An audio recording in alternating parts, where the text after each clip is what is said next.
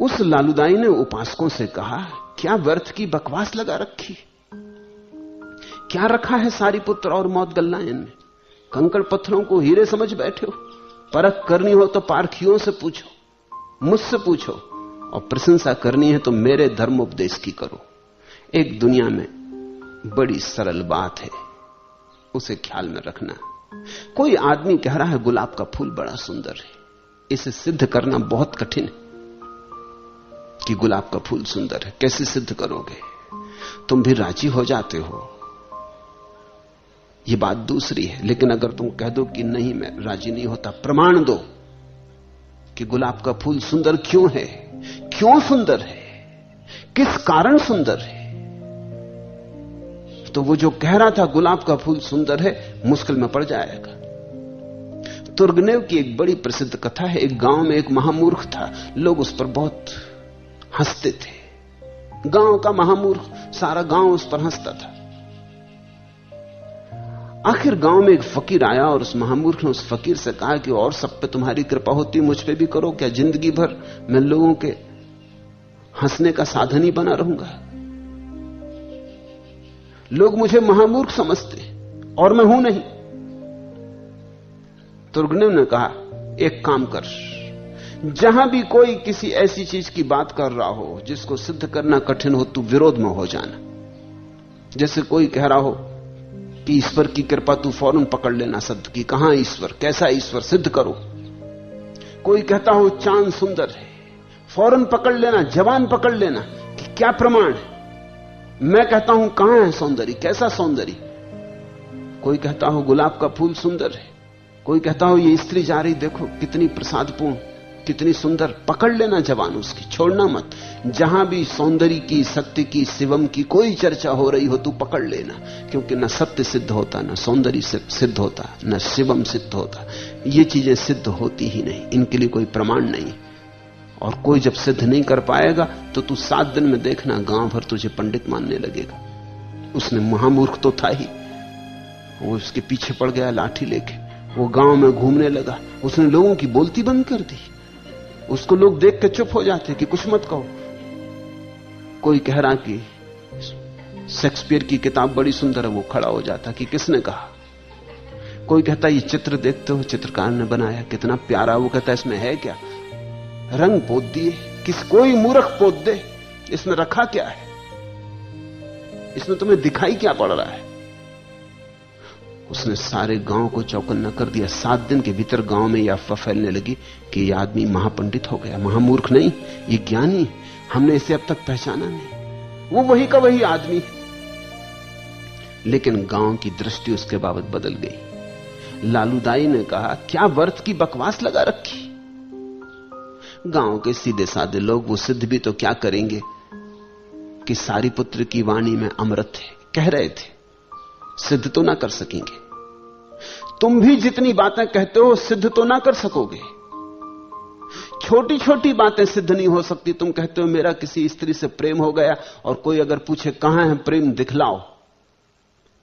रोज होता है प्रेम, सदा से होता रहा है प्रेम, लेकिन सिद्ध तो ना कर सकोगे। वैज्ञानिक की टेबल पर निकाल के तो ना सकोगे कि तुम जांच पड़ताल कर लो। और अगर वो तुम कहो कि मेरे हृदय में है, वो कहेगा चलो कार्डियोग्राम करवा देते। आएगा प्रेम कार्डियोग्राम में, नहीं आया फिर चलो डॉक्टर से स्टेथोस्कोप लगवा के जांच करवा देते। धड़कन में है तो मुश्किल में पड़ जाओगे। हृदय भी खोल के जांच की जाए तो भी कुछ प्रेम तो पाया ना जाएगा। प्रेम कोई वस्तु तो नहीं है, भाव है। जब उन लोगों ने कहा कि सारीपुत्र के वचनों में अमृत थे, तो वो सारीपुत्र की कम कह रहे थे, उनके हृदय में जो घटा था वही कह रहे थे। ये वचन उनके भीतर गया, अमृत जैसा घुल गया। ये वचन उनके भीतर गया और उनके भीतर कुछ मिठास छोड़ गया, कोई सुगंध छोड़ गया। ये सुगंध सूक्ष्म है, स्थूल के जगत में इसके लिए कोई प्रमाण नहीं। असल में वो सारीपुत्र के संबंध में थोड़ी कह रहे थे, वो अपने संबंध में कह रहे थे। लालूदाई ने भी सारीपुत्र का वचन सुना, उसके भीतर तो सिर्फ जलन फैल गई, आग फैल गई, उसके भीतर तो कांटे ही कांटे उग गए। और ये कहते हैं कमल खिल गए हमारे भीतर, कहां खिले। जीवन में जो भी श्रेष्ठ है वो सिद्ध नहीं होता, इसलिए जो लोग सिद्ध करने में लगे हैं उन्हें निकृष्ट से राजी होना पड़ेगा। वो श्रेष्ठ की यात्रा पर नहीं जा सकते। इसलिए नास्तिक निकृष्ट से राजी रह जाता है। श्रेष्ठ सिद्ध होता नहीं, जो सिद्ध होता नहीं उसे वो मानता नहीं। जो सिद्ध हो सकता है उसे वो मानता है, जो सिद्ध हो सकता है वो स्थूल है। प्रेम सिद्ध नहीं होता, पत्थर सिद्ध हो जाता है। तुम पत्थर को इंकार करो तो तुम्हारी खोपड़ी पे पत्थर मारा जा सकता है, पता चल जाएगा कि है या नहीं। लेकिन तुम प्रेम को इंकार करो तो तुम्हारी खोपड़ी पर प्रेम तो मारा नहीं जा सकता, उसकी तो कोई चोट ना लगेगी। इस बात को ख्याल रखना, जितनी ऊंची बात है उतनी ही इंकार करनी आसान, जितनी नीची बात है उतनी इंकार करनी कठिन। ये लालूदाई बोला, क्या व्यर्थ की बकवास लगा रखी, कैसा अमृत रस, कैसा बोध, कैसी समाधि, कहां की बातें कर रहे हो, होश में हो। गांव के सीधे साधे लोग चौंक गए होंगे। और तब उसने कहा कि कंकड़ पत्थरों को हीरे समझ बैठे, परख करनी तो पारखियों से पूछो, जवाहरातों को जचवाना है तो जौहरियों से पूछो। तुम गांव के गमार, खेती बाड़ी करते जिंदगी बीती, ऊंची बातों के लिए निर्णय ले रहे हो।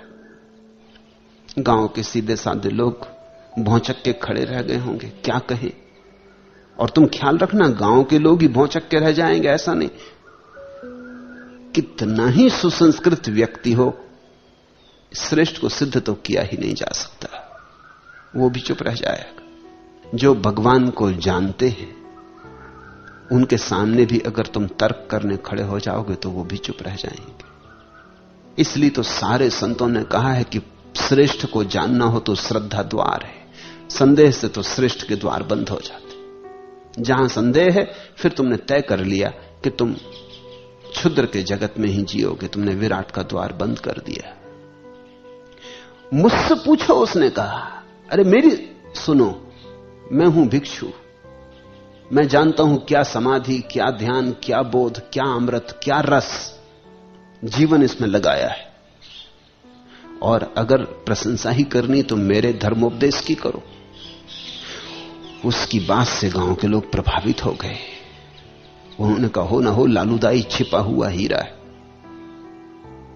गुदड़ी का लाल, अभी तक पता ही नहीं था। ये तो अच्छा हुआ कि इसने हमें याद दिला दी, नहीं तो हम कभी इसकी बात ही नहीं सुनते। इसकी तो किसी को खबर ही नहीं है। गांव के लोग प्रार्थना करने लगे कि धर्मोपदेश दें हमें, समझाएं हमें। लालूदाई जरा मुश्किल में पड़े। आलोचना सरल थी कि क्या बकवास लगा रखी है, लेकिन धर्मोपदेश देना तो कभी दिया भी नहीं था, धर्म का कुछ पता भी नहीं था। धर्म हो तो उपदेश देना थोड़ी पड़ता, उपदेश होता है। धर्म हो तो सोचना विचारना थोड़ी पड़ता है। धर्म का अनुभव हो तो उस अनुभव से ही बातें बहती हैं, और जो बातें अनुभव से सहज बहती हैं वे ही सच्ची होती। लालूदाई बड़ी मुश्किल में पड़े होंगे, लेकिन रहे तो भिक्षुओं के पास थे, ऊंची बातें सुनते थे, बुद्ध के पास थे, बड़ी बड़ी बातें सुनते थे। उन्हीं बड़ी बड़ी बातों में उन्होंने अपना संरक्षण खोज लिया होगा। ख्याल रखना, आदमी इतना बेईमान है कि बड़ी बड़ी बातों में भी अपने क्षुद्र अहंकार के लिए संरक्षण खोज लेता है। तो लालूदाई ने क्या कहा सुनते हैं? लालूदाई ने कहा, ठीक समय पर ठीक ऋतु में बोलूंगा। ज्ञानी हर कभी और हर किसी को उपदेश नहीं करता। प्रथम तो सुनने वाले में पात्रता चाहिए। अमृत हर पात्र में नहीं ढाला जाता है। सुने होंगे ये शब्द, शायद बुद्ध से सुने होंगे या और ज्ञानियों से सुने होंगे। खूब बढ़िया तरकीब निकाली। उसने कहा कि तुम पहले पात्र तो बनो। सुनने आ गए। जो तुम्हें सुनाते हैं वे अज्ञानी हैं, क्योंकि ज्ञानी तो पहले पात्र देखेगा। अमृत को ढालने के लिए पात्र तो चाहिए। ये मिट्टी का ले आए पात्र, इसमें ढालूंगा मैं अमृत। स्वर्ण पात्र तैयार करो। खूब तरकीब निकाली। असल में वो व्याख्यान तैयार कर रहे थे, मगर तब तक लोगों को समझाए रखना था, लोगों को चुप रखना था। तो उन्होंने कैसे बड़े सूत्रों का सहारा लिया। फिर तो वो ये भी कहने लगे कि ज्ञानी मौन रहता है। बुद्ध तो रोज बोल रहे थे, सुबह सांझ बोल रहे थे। ये भी बदला है। ये भी वो प्रकारांतर से कह रहा है कि बुद्ध भी बुद्ध हो नहीं सकते। ज्ञानी तो चुप रहते हैं। अरे तुमने सुना नहीं, शास्त्रों में साफ साफ लिखा है, उपनिषद कहते हैं कि परम ज्ञानी बोलते नहीं। अब ये बड़े मजे की बात है, अगर उपनिषद परम ज्ञानियों के वचन है तो परम ज्ञानी बोले, नहीं तो उपनिषद लिखते कैसे? अगर परम ज्ञानी बोलते नहीं है तो उपनिषद जिन्होंने लिखे वो परम ज्ञानी नहीं थे।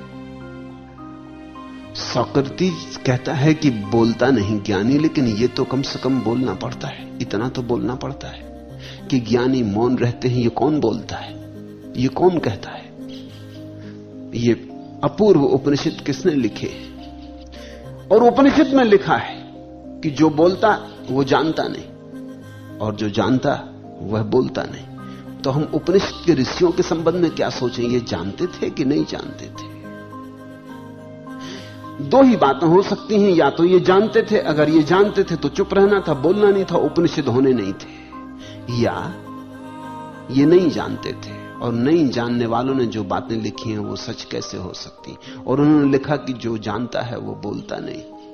न जानने वालों ने लिखा है कि जो जानता है वो बोलता नहीं, और जो नहीं बोलता वही जानता है। तो न जानने वाले बातों का कोई मूल्य तो नहीं हो सकता। लेकिन बात कुछ और ही है। बात ऐसी नहीं है कि जानने वाला बोलता नहीं, जानने वाला बोल सकता है, लेकिन जो उसने जाना है वो कभी बोला नहीं जा सकता। जानने वाला खूब बोल सकता है, लेकिन जो उसने जाना है उसकी तरफ इशारे ही कर सकता है। जो जाना है वो बोल नहीं सकता। जो जाना है उसे कैसे बोलोगे? वो तो गूंगे का गुड़ है। लेकिन गूंगा गुड़ की तरफ इशारा तो कर सकता है, इसके लिए तो नहीं रोक सकते। समझो मैं गूंगा हूं, मैंने गुड़ खा लिया और मैं मिठास से भरा हूं और मस्त हो रहा हूं, और तुम आए और पूछने लगे क्या हो रहा है? मैं गूंगा हूं, बोल नहीं सकता, लेकिन इशारा तो बता सकता हूं कि ये रखा, ये माणिक बाबू की दुकान, यहां से गुड़ खरीद लो। इतना तो कर सकता हूं, इशारा तो कर सकता हूं कि गुड़ यहां मिल जाएगा, ये जो चीज रखी है ये खा लो। गुड़ तो नहीं बोला जा सकता, सीधी सीधी बात है, साफ साफ बात है। मेरे बोलने से कैसे गुड़ बोला जाएगा? मेरे शब्द को खा के थोड़ी स्वाद मिलेगा। गुड़ शब्द में थोड़ी गुड़ का रस है, तो गुड़ को कैसे बोलोगे? लेकिन गुड़ शब्द इशारा तो कर सकता है, गुड़ की तरफ इशारा कर सकता है। उपनिषद ब्रह्म को बोलते नहीं, ब्रह्म की तरफ इशारा करते हैं, गुड़ की तरफ इशारा करते हैं। तो ठीक कहते हैं उपनिषद कि जो जाना गया है वो बोला नहीं जा सकता, लेकिन फिर भी जिसने जाना है वो बहुत बोलता है, हजार तरह से बोलता है, जिंदगी भर लगा रहता है बोलने में कि चलो इधर से इशारा नहीं पहुंचा तो इधर से पहुंच जाए, बाएं से नहीं तो दाएं से, दाएं से नहीं तो इधर से उधर से, किसी भी तरह से तुम्हें पहुंचा दे वहां तक जहां उस अमृत का ढेर लगा है, जहां तुम उस स्वाद को ले लो। असल में ज्ञान जिसको हो गया है वो बिना बोले कैसे चुप रहेगा? ऐसा समझो कि जिस आदमी को जल का स्रोत मिल गया है और तुम प्यासे भटक रहे मरुस्थल में, प्यास से तुम्हारी आंखें निकली आ रही, तुम्हारी सांस टूटी जा रही, तुम्हारे पैर डगमगा रहे, धूल धूसरित धूप में जलते मरुस्थल में तुम भटक रहे, और मुझे पता है कि जल स्रोत पास ही है, और मैं चुप रहूंगा? मैं चिल्लाऊंगा? जीसस ने अपने शिष्यों से कहा चढ़ जाओ घरों की मुंडेर पर और चिल्लाओ वहां से, क्योंकि तुम्हें जो मिला है वो बहुतों को उसकी जरूरत है और उन्हें उसका कोई पता नहीं, और इतने पास है। नहीं तो उपनिषद पैदा ना होते, वेद पैदा ना होते, कुरान बाइबल पैदा ना होते, ये धम्मपद कैसे पैदा होता? ये मुंडेर पर कुछ लोग चढ़ गए और चिल्लाए, ये जानते हुए चिल्लाए कि चिल्लाने भर से तुम्हारी प्यास नहीं बुझ जाएगी, लेकिन चिल्लाने से शायद तुम्हें पता चल जाए कि किस दिशा में स्रोत है जल का, तुम शायद चल पड़ो। बुद्ध ने कहा है बुद्ध पुरुष इशारा करते हैं, चलना तो तुम्हें पड़ता है, पहुंचना तुम्हें पड़ता है। ज़ैन फकीर कहते हैं हम अंगुली बताते हैं चांद की तरफ, कृपा करके अंगुली मत पकड़ लेना, अंगुली में चांद नहीं है। लेकिन अंगुली चांद की तरफ इशारा तो कर सकती है, अंगुली में चांद नहीं है जाना, लेकिन अंगुली इशारा कर सकती। मगर आदमी बेईमान है, बड़ी तरकीबें हो सकती। एक दफा ऐसा हुआ, एक सज्जन मेरे साथ यात्रा किए, एक आदमी के वो बड़े भक्त थे, एक दफा मुझे भी खींच के उनके पास ले गए कि आप देख तो नहीं एक बार। वो बिल्कुल परमहंस। मैंने देखा वो परमहंस इत्यादि कुछ भी न थे। उन्हें सिर्फ मृगी की बीमारी थी। मृगी आ जाती थी तो मुंह से फंसू कर गिरने लगता था। लोग कहते समाधि लग गई। और आधे शरीर में उन्हें लकवा लग गया था, तो वो बोल भी नहीं सकते थे। बोलते थे तो सब अस्त व्यस्त हो जाता था। थोड़े बहुत बोलते तो वो भी समझ में नहीं आता था क्या कह रहे हैं। फिर भी लोग उसमें से मतलब निकाल लेते। उसमें से मतलब निकालना आसान भी था। कोई लॉटरी के टिकट का नंबर निकाल लेता उनके बोलने से। वो जो बोलते उसमें कुछ साफ तो होते नहीं था क्या बोल रहे हैं, सब गड़बड़ था। कोई लॉटरी का नंबर निकाल लेता, कोई कुछ निकाल लेता, कोई कुछ निकाल लेता, कोई लड़की के विवाह की तारीख निकाल लेता। तुम्हारी मौज, तुम जो निकालना चाहो। उसमें तो कुछ था ही नहीं। वो जो कहते थे उसमें तो कुछ था ही नहीं। मामला प्रलाप था। और वो आदमी करीब करीब पागल अवस्था में थे। मगर भक्त उनको भोजन कराते, उनका जूठा भोजन कर लेते, चाय पिलाते, आधा कप खुद पी लेते। फिर ये सज्जन भी उनके भक्त थे। मैंने उनसे कहा कि आदमी पागल है, इनका इलाज होना चाहिए। इनको तुम नाहक अटकाए हुए हो। इस आदमी के पास कुछ भी नहीं है, इसको कुछ हुआ भी नहीं है। वो कहने लगे ऐसा कैसे हो सकता, फिर इतने लोग इनकी पूजा कैसे करते। तो मैंने कहा तुम मेरे साथ चलो, मैं तुम्हारी पूजा 3 दिन के भीतर करवा दूं, फिर तो मानोगे। वो बोले फिर मान लूंगा, मेरी कौन पूजा करेगा। मैंने कहा तुम एक काम करना, तुम चुप रहना, बोलना भर नहीं 3 दिन। उनका ठीक। वो मेरे साथ कलकत्ता गए। जिस घर में हम ठहरे थे वो एक बड़े प्यारे आदमी थे, सोहनलाल दुगड़। अब तो चल बसे। मैंने उनसे कहा कि तुम बोल नहीं मत। जैसे सोहनलाल ने मेरे साथ इनको देखा, पूछा आप कौन है। मैंने कहा आप एक बड़े परमहंस। वो बेचारे बड़े घबराए, सीधे साधे आदमी। तो इनकी खूबी क्या है। मैंने कहा ये बोलते नहीं, आपने तो सुना ना कि ज्ञानी बोलते नहीं। वो एकदम उनके पैरों में गिर पड़े। सोहनलाल उनके पैरों में गिर पड़े कि गुरुदेव अच्छे आए। वो तो बड़े हैरान हुए, सज्जन तो बड़े हैरान हुए कि मामला क्या है। और सीधे साधे आदमी हैं, छोटी मोटी दुकान है, और ये सोहनलाल तो करोड़पति थे। ये तो वो सोच ही नहीं सकते थे कि सोहनलाल के घर में भी जगह उनको प्रवेश मिलेगा, इसकी भी संभावना नहीं थी। सोहनलाल उनके पैरों में गिर पड़े। सोहनलाल उनको भोजन कराए, हाथ से पंखा चले।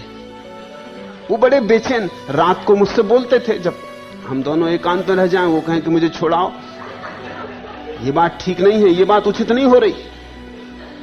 और भी लोग आने लगे। जब सोहनलाल किसी का चरण छूते हो, तो वो तो राजस्थान के बड़े प्रसिद्ध आदमी थे, तो कलकत्ते के और मारवाड़ी आने लगे, स्त्रियां आने लगी, लोग फूल चढ़ाने लगे। वो रात मुझसे कहे मुझे बचाओ, ये बात ठीक नहीं, ये पाप हो रहा है। मैंने कहा भी ये 3 दिन का मामला है, अगर तुम 3 साल रह जाओ तो पूरा कलकत्ता तुम्हें पूजेगा, तुम तो चुप भर रहो। आदमी बड़ा नासमझ है। आदमी की नासमझी का कोई अंत नहीं। 3 दिन में तो हालत ये हो गई उनकी कि भीड़ रोकना मुश्किल हो गई। 3 दिन के बाद जब हम वापस लौटे तो ट्रेन पर उनको कई लोग छोड़ने आए थे। फूल मालाएं पहनाई गई और उनसे लोग प्रार्थना कर रहे थे गुरुदेव आप आना। किसी को उनके सानिध्य में बड़ा लाभ हुआ, किसी की बीमारी चली गई, किसी को कुछ हो गया, किसी को कुछ हो गया, किसी की कुंडलनी जगी, किसी को कुछ।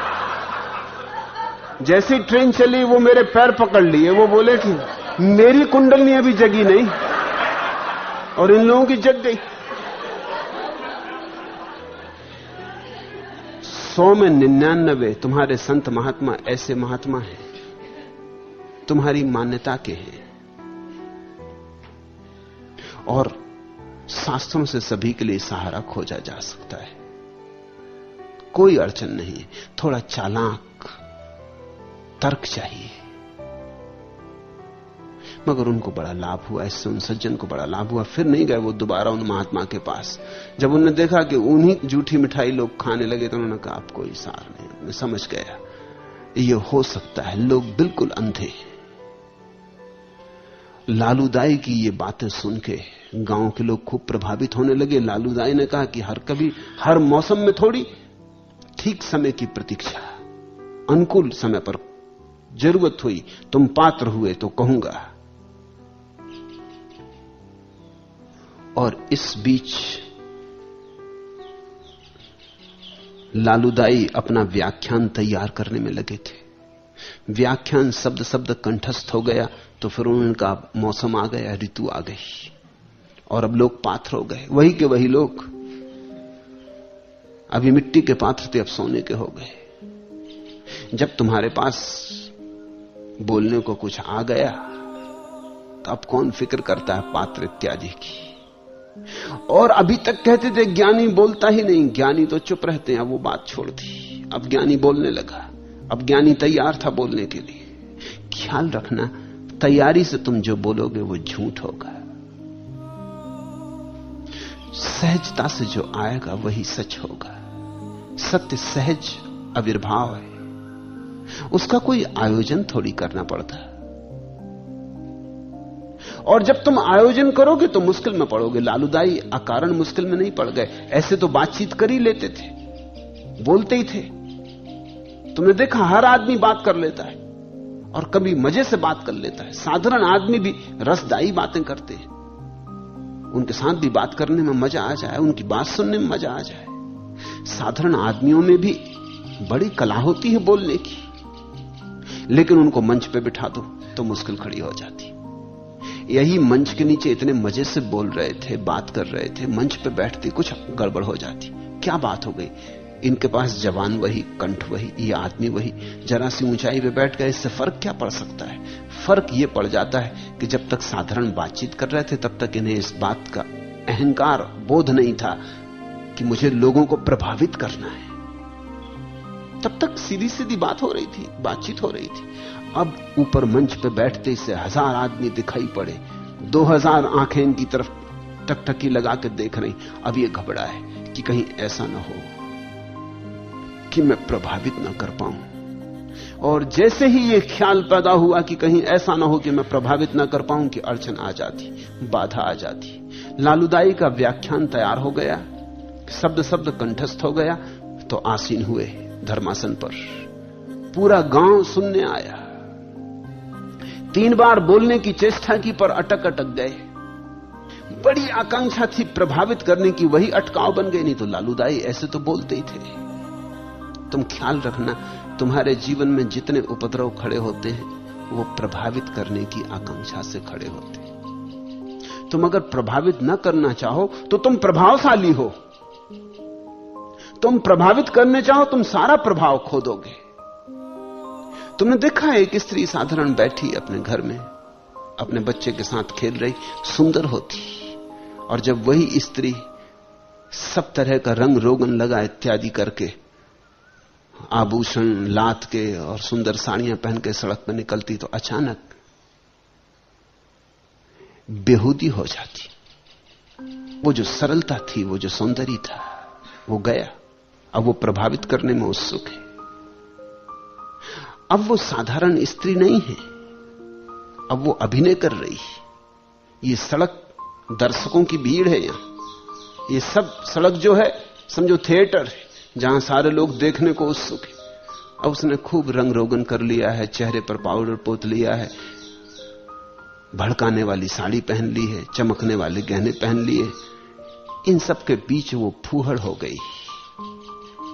फूहड़ता प्रभावित करने की आकांक्षा से पैदा होती, और इस प्रभाव करने की आकांक्षा में वो स्त्री न रही, वैश्या हो गई। वैश्या का मतलब क्या होता है? इतना ही कि दूसरे को प्रभावित करने की बड़ी प्रबल आकांक्षा है। इस स्त्री ने अपना सतीत्व खो दिया क्योंकि अपनी सहजता खो दी। सौंदर्य तभी सुंदर होता है जब कोई बिल्कुल सहज होता है। जैसे ही जटिलता आई कि सौंदर्य में बाधाएं पड़ जाती। लालूदाई ऐसे तो बोलते ही थे, इन्हीं लोगों को प्रभावित कर दिया था कह के कि क्या बकवास लगा रखी। इन्हीं को चौंका दिया था कि क्या रखा सारी पुत्र में। अरे जवाहरात की परख करनी हो तो जौहरी से पूछो, मैं रहा जौहरी, मुझसे पूछो। इन सबको मैं जानता हूं, कुछ भी नहीं है इनमें। यही गांव प्रभावित हुआ था, यही गांव इकट्ठा हो गया सुनने। आज भीड़ के सामने खड़े होकर मुश्किल खड़ी हो गई। 3 बार बोलने की चेष्टा की, अटक गए। बस संबोधन ही निकलता उपास को, और वाणी अटक जाती। ये कहानी पढ़ के मुझे एक याद आई ऐसी घटना घटी जब मैं विश्वविद्यालय में विद्यार्थी था, तो मुझे काफी शौक था वाद विवाद में जाने का। अब भी चला गया ऐसा नहीं, तो मैं सारे मुल्क में कहीं भी विवाद हो, किसी यूनिवर्सिटी में हो, चला जाता। इतने मैंने मेडल और इतने ट्रॉफी इकट्ठी कर ली थी कि मेरी मां कहने लगी कि इस घर में अब जगह बचने दोगे कि नहीं, कि हम रहें कहां। इकट्ठे ही करता गया, जहां कहीं खबर मिलती मैं पहुंच जाता। और मेरा कॉलेज बहुत उत्सुक था क्योंकि उनका नाम बढ़ता। एक संस्कृत महाविद्यालय में एक प्रतियोगिता थी, तो मैं गया वहां भाग लेने। संस्कृत महाविद्यालय था तो स्वभाव था, संस्कृत महाविद्यालय के विद्यार्थी अंग्रेजी तो ठीक से जानते नहीं, पढ़ाई भी नहीं जाती थी उन्हें, थोड़ा बहुत ऐसा एक औपचारिक विषय की तरह पढ़ते थे। और यह भी ख्याल रखना कि संस्कृत पढ़ने वाला विद्यार्थी जब किसी को प्रभावित करना चाहे तो वो अंग्रेजी का उपयोग करेगा। तो संस्कृत कॉलेज का जो विद्यार्थी भाग ले रहा था प्रतियोगिता में, 3-4 शब्द तो उसने हिंदी में बोले और इसके बाद उसने बर्ट्रैंड रसल का एक उद्धरण अंग्रेजी में उद्धृत किया।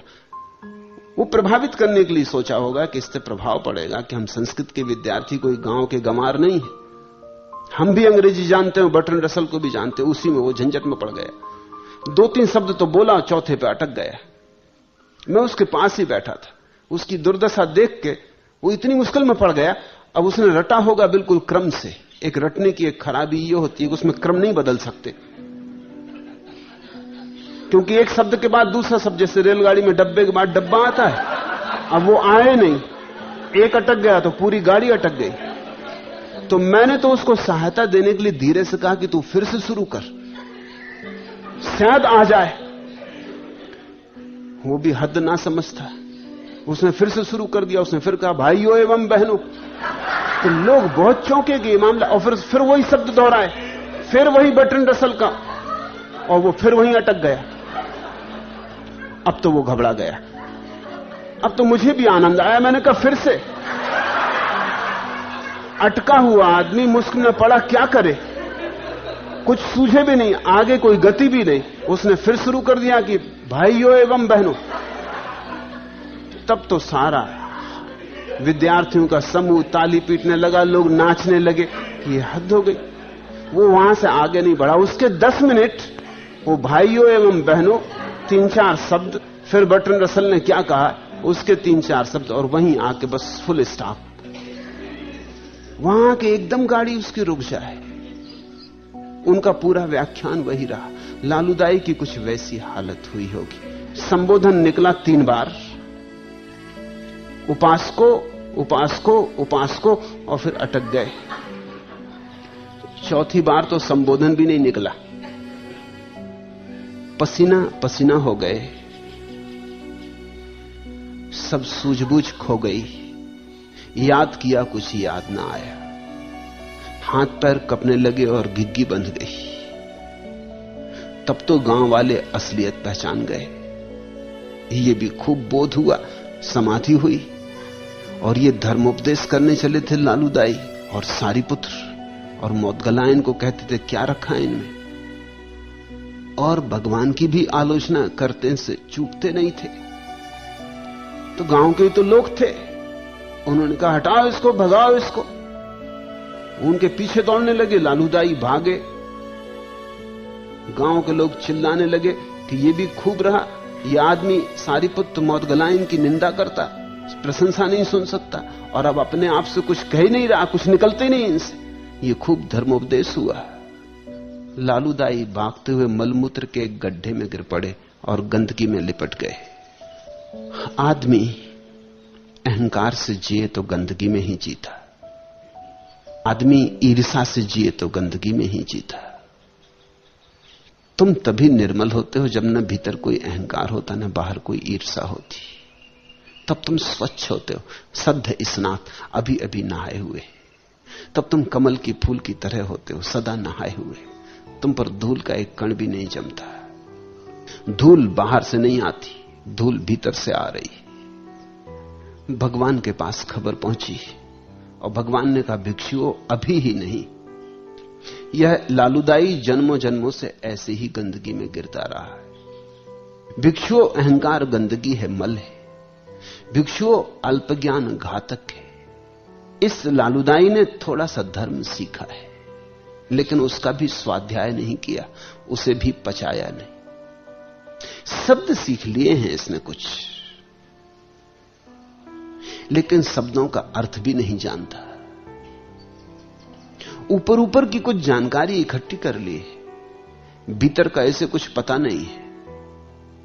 और इसने कभी स्वाध्याय नहीं किया। स्वाध्याय का अर्थ होता है, शब्द सुन लिया, शब्द में अर्थ नहीं होता, अर्थ तो स्वाध्याय से आता है।